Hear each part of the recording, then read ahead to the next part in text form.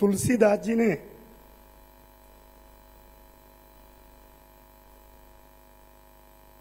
श्री रामचरितमानस में लिखा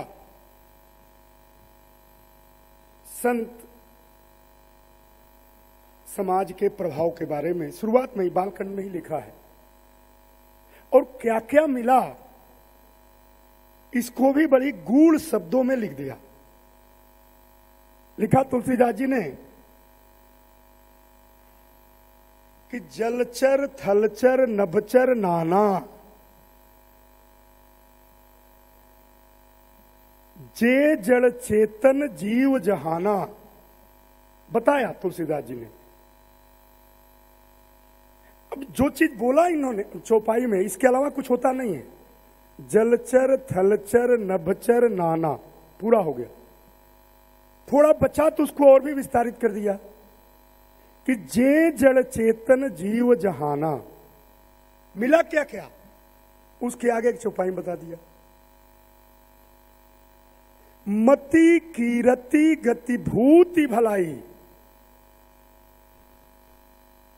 जब जही जतन जहां जे ही पाई। किसी को मति मिल गया, किसी को कीरत मिल गई, इसी करके बताए। सबका उदाहरण भी है, व्याख्या करने पर थोड़ा समय लग जाएगा और नहीं है। तो लिखा कि मति की रति गति भूति भलाई जब, और आगे क्या लिखा कि सो जानऊ सतसंग प्रभावु लोक वेदन आन उपाऊ। ये तुलसीदास जी ने लिखा है। और आज आप सबने मंच पर बैठे हुए विशिष्ट जनों के चर्चा के द्वारा इसको पूरी तरह से साक्षात परिणाम स्वरूप में देखने का सौभाग्य आपको प्राप्त हुआ है। ये तुलसीदास जी ने लिख रखा है पहले ही, अब बताया भी। जरा सोचिए ना, कभी कभी कहानी में हम लोग सुने हैं और पढ़े भी हैं, जो श्री रामचरितमानस को पढ़ा होगा, देखा होगा कि जो जीव एक दूसरे को खाने वाले हैं, खा जाते हैं, समुद्र में रहने वाले, वह जब शेत बात हो जाता है और प्रभु श्री राम उससे गुजरते हैं, तो वह जीव जो एक दूसरे को खा जाने वाले हैं, एक दूसरे के ऊपर चढ़ जाते हैं उस सिर चरणों के दर्शन को लेकर के। और वहां सत्संगत किसके माध्यम से मिलती है, सुविचार किसके माध्यम से मिलता है, किसके माध्यम से मार्गदर्शन प्राप्त होता है। तो वहां पर जो रीछ भालू बंदर जो आगे आगे निकल रहे हैं, उनके व्यवहार को देख करके समुद्र में रहने वाले जानवरों में मति उत्पन्न हो जाती है। कभी सोचा आपने गिद्धराज जटायु के बारे में? कभी सोचा आपने दशरथ जी महाराज के बारे में?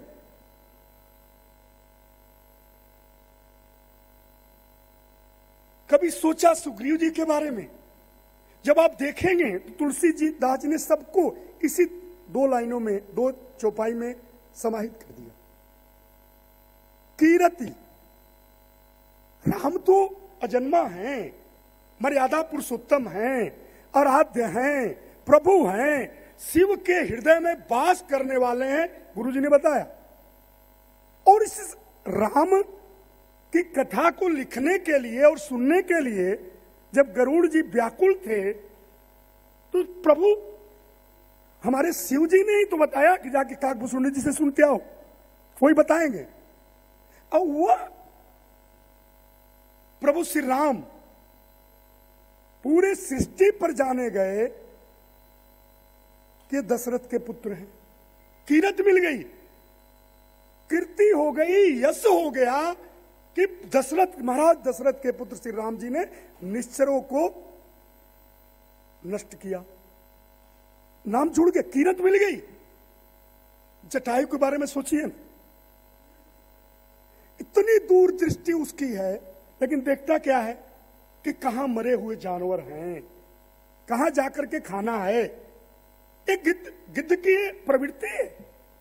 उस गिद्ध को मां सीता की सत्संगत मिलती है थोड़ी देर के लिए, और भी पहले भी कहानियां हैं, लेकिन थोड़ी देर के लिए मिलती है। रावण भी राम भक्त ही था, तभी ने कह दिया कि खड़ दूसरे मौसम बलवंता सो कहीं मारे बिन भगवंता, पहले ही कह लिया उसने। उसके बाद मां सीता का अपहरण किया। उस सीता जी के और रावण के सत्संग से जटायु को यह फल मिला कि प्रभु श्री राम ने सीधे स्वर्ग भेजा, मोक्ष प्रदान किया, गति मिल गई उसको। ऐसे बहुत से उदाहरण आपको मिलेगा। सुग्रीव के बारे में क्या सोचते हैं? सुग्रीव अपने भाई के प्रकोप से एक ऐसे पर्वत पर रहते थे जहां उनका भाई जा नहीं सकता। पूरे सृष्टि में वही एक जगह थी जहां वो सुरक्षित थे। मिला हनुमान जी की सत्संगत, राम भक्त हनुमान जी का सत्संगत मिला, उनकी भलाई हो गई। महाबली बाली जो रावण को कंधे में टांग करके रखता था, वो महाबली बाली को प्रभु श्री राम ने मारा और उनकी भलाई हो गई, राज मिल गया। ऐसे बहुत से उदाहरण मिलते हैं, लेकिन ये कैसे मिलते हैं? सत्संगत से। और आज हम लोग सौभाग्यशाली हैं कि मंच पर ऐसे सत्संगत का हम लोगों को ज्ञान प्राप्त हुआ, विशिष्टता प्राप्त।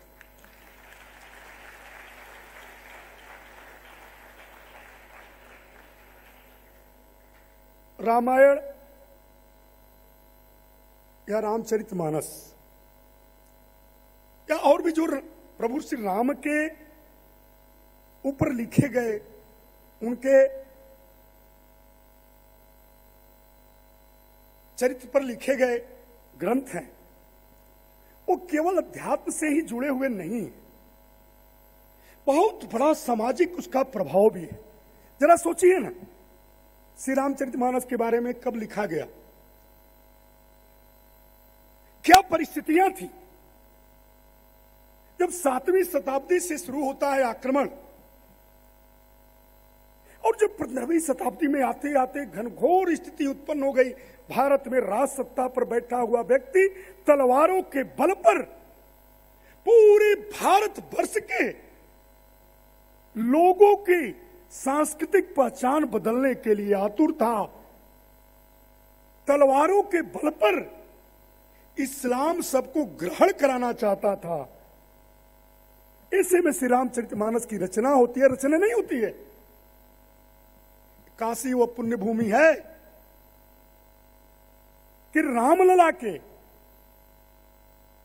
प्रभु श्री राम के चरित्र का मंचन मेघा भगत ने ही कतुआपुरा में रहते थे।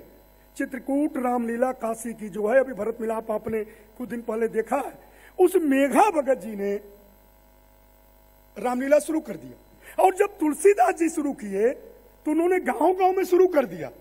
और क्या होता है रामलीला में? सब तो ठीक है, पूरे प्रभु श्री राम के चरित्र का वर्णन तो होता ही है, बीच बीच में छोटे अंतराल पर यह उद्घोष भी किया जाता है। याद होगा आपको, यह उद्घोष किया जाता है कि बोलिए राजा रामचंद्र की जय। बहुत सामान्य उद्घोष नहीं था और नहीं है, यह जनता को बताया गया कि जो आताताई आपके राज सत्ता पर बैठ करके तलवारों के बल पर आपके संस्कृतियों को परिवर्तित करने का प्रयास कर रहा है, वो हमारा राजा नहीं है, वो लुटेरा है, वो आक्रमणकारी है। हमारी राजा तो राम है। और बताया किसने? राम कथा ने बताया। रामलीलाओं के मंचन से गांव गांव में यह शुरू हुआ। बहुत बड़ा राष्ट्र व्रत को लेकर के श्री रामचरितमानस की या रामायण की रचना भी की गई थी, अध्यात्म के साथ साथ। उत्तर प्रदेश में रामायण कॉन्क्लेव की परिकल्पना आदरणीय जोगी जी ने दिया। माननीय मुख्यमंत्री उत्तर प्रदेश सरकार आदरणीय जोगी जी ने यह दिया। 2 साल से इस पर काम अलग अलग तरीके से विद्वानों से चर्चा करके बात की जा रही थी कि क्या स्वरूप होगा। एक वैश्विक महामारी कोरोना ने आकर के विभिन्न प्रकार के अवरोध उत्पन्न किए, लेकिन तय हुआ कि हम करेंगे। करने के लिए यहां तक भी हम लोगों ने व्रत ले लिया। हमारे विभाग के कर्मचारी अधिकारी सब बड़े धन्यवाद के पात्र हैं। सबने व्रत ले लिया कि हम इसको ऑनलाइन करेंगे, वर्चुअल माध्यम से करेंगे। उसकी भी रूपरेखा बन गई। लेकिन प्रभु श्री राम और बाबा विश्वनाथ बोले ना, अद्भुत कृपा है, अद्भुत कृपा है। और उस अद्भुत कृपा का प्रभाव यह रहा कि जब इस रामायण कॉन्क्लेव के ऑनलाइन करने की डेट और तिथि फाइनल हो चुकी थी, उस तिथि के आते आते कोरोना संक्रमण पूरी तरह से कंट्रोल में आ गया। सरकार के कोरोना संक्रमण को सरकार नियंत्रित करने में सफलता की ओर आगे बढ़ गई। तब यह हुआ कि अब हम इसको वास्तविक रूप से करेंगे। प्रभु की कृपा, हरि अनंत, हरि कथा अनंत। महामहिम राष्ट्रपति जी ने पूज्य भूमि अयोध्या में समय दिया इसके शुभारंभ के लिए, और इसका शुभारंभ हुआ। आज गौरव होता है क्या 16वां इसका कार्यक्रम हो रहा है। इसे पूरे प्रदेश के विभिन्न खंडों में सफलतापूर्वक रामायण कॉन्क्लेव हुआ। सभी लोगों को रामायण के हर पक्ष को अलग अलग जगह पर अलग अलग संदर्भ रखे गए। अलग अलग संदर्भों पर बड़े बड़े विद्वानों का व्याख्यान हुआ, सांस्कृतिक कार्यक्रम हुए। और अब 17वें कार्यक्रम के रूप में समापन कार्यक्रम अयोध्या जी में होगा। इस कार्यक्रम की सफलता के लिए इसके प्रतीक भाव से जुड़े हुए सभी हमारे अधिकारियों को, सभी कर्मचारियों को, सभी महान विद्वानों को जिन्होंने इसमें हिस्सा लिया, मैं हृदय से साधुवाद देता हूं, बधाई देता हूं। अयोध्या शोध संस्थान जिसने इसको लेकर के संकल्प रूप में चलाया, पर्यटन की व्यवस्था को मूर्त रूप देने के लिए संस्कृति विभाग के एक प्रकल्प ने इस पर काम किया। इसको लेकर के भी मैं अयोध्या शोध संस्थान से जुड़े हुए लोगों का भी मैं आभार व्यक्त करता हूं। आप सब इस कार्यक्रम में आए हैं, आप सबका हृदय से आभार, अभिनंदन। कार्यक्रम आगे भी चलेगा। बहुत बहुत धन्यवाद। बहुत बहुत धन्यवाद माननीय